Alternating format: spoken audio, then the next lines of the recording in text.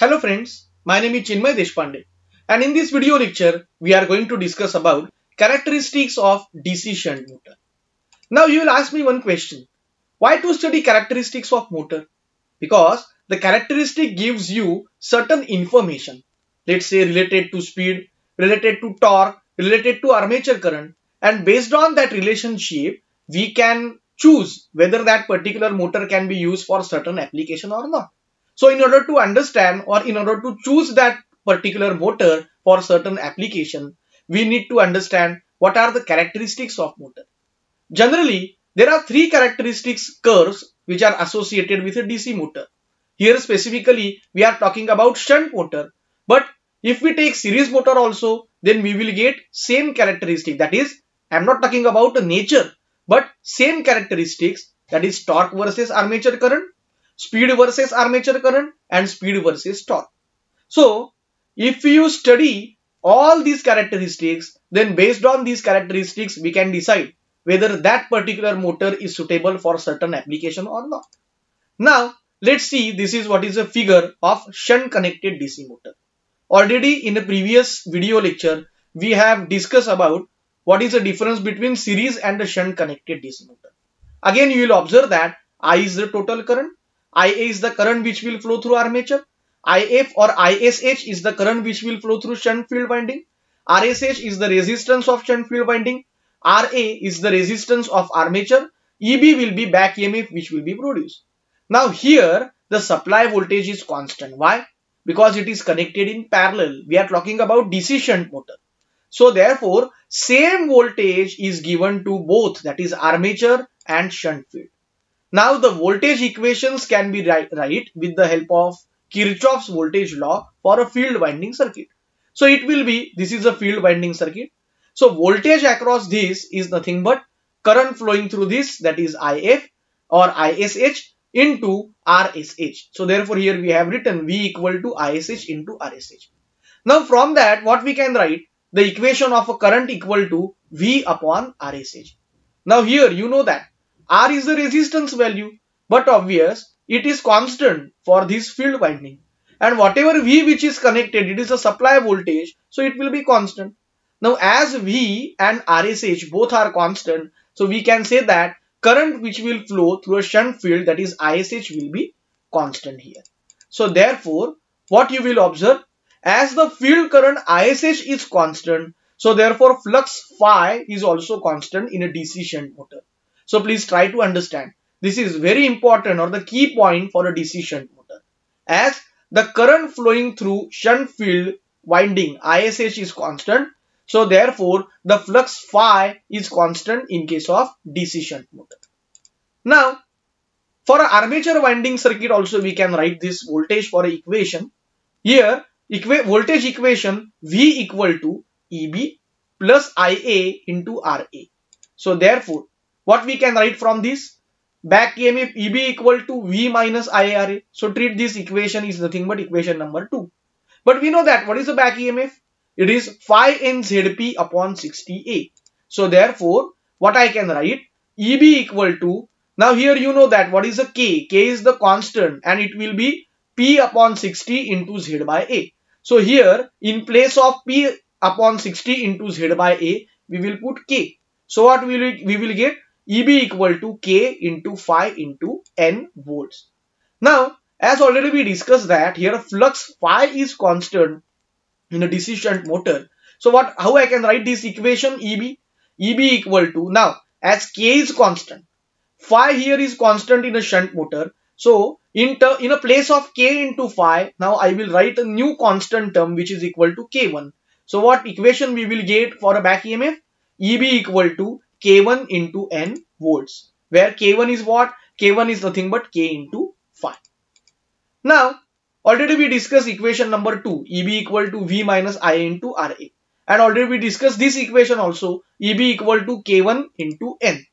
Now the armature torque is directly proportional to the product of the flux and the armature current. Already we discussed this term in derivation of a torque of three-phase induction motor. Sorry, three-phase DC motor. Now here the torque which will be produced is directly proportional to phi into I. Now what I can write here, TA equal to, that is torque equal to K2 into phi into Ia, where K2 is the constant of proportionality. Now, again, here flux phi is constant and we are talking about DC shunt motor. So we can write this term, K2 is a constant, phi is the constant. So in place of K2 into phi also, we can write some constant term which will be equal to K3. So treat this equation as a equation number 4, where already we discussed that K3 equal to what? K2 into phi. Now, let's discuss the first characteristic, that is speed versus armature current. Now, for that case, let's recall these previous equations that we discussed earlier. EB equal to V minus IARA, this was equation number 2. EB equal to K1 into N volts, where this is equation number 3. And TA equal to K3 into IA, this is equation number 4. Now what we have to do, we have to substitute this equation number 3 in equation number 2. So you will get equation as, in place of EB, we will write K1 into N. So K1 into N equal to V minus IA into RA. Now I can modify this equation for speed N. So what we will get? We have to divide this K1 to both the sides, or to right hand side to both the places. So N equal to IARA. This is minus IARA upon K1 plus V upon K1. Now if you carefully observe, I will treat this as equation number 5. If you carefully observe this equation, you will see that this is the equation which is same as that of an equation of straight line, where this is resemblance to, or it has, this value is nothing but a y equal to mx plus c. So c is the constant which will be v upon k1. This is a y, that is n. That's why on y-axis we have to take n. So this is what is a characteristic. On the y-axis here we have taken speed, that is n. And on x-axis we have to take Ia. So here Ia is nothing but x, and Ra upon K1 is some constant value, that is m. So what you will observe here, this is what is the current on x-axis, which starts from 0 to this rated value. And here this dotted line is drawn. This dotted line, after that red color line is there, and this will be your black color line. Now let's discuss what is this. Now we find that the characteristic is a straight line. So this will be characteristic with intercept on speed axis equal to V upon K1. Now as already we discussed that y equal to mx plus c, that c is not equal to 0. It has some value, that is V upon K1. So but obviously it will be on y axis, which is also called as no load speed. That is, whenever armature current Ia is negligibly small, just to provide a torque to overcome a friction and a windage. Now from this characteristic, we will say that the current here is nothing but a 0, and this is your rated current. It's let's say it is Ia. Now whatever your drop in the speed will be there, we can say that the drop in the speed is somewhat constant. That is, in case of DC shunt motor, the speed remains almost constant from no load, that is Ia equal to 0, to the full load, that is Ia equal to rated value. And that's the reason why we can use this DC shunt motor in certain applications where we need to have a constant speed. What are the certain applications where we need to have a constant speed, where we require a constant speed? Lathes, spinning and waving machines and drills, where we require to have a constant speed. So therefore we use their DC shunt motor.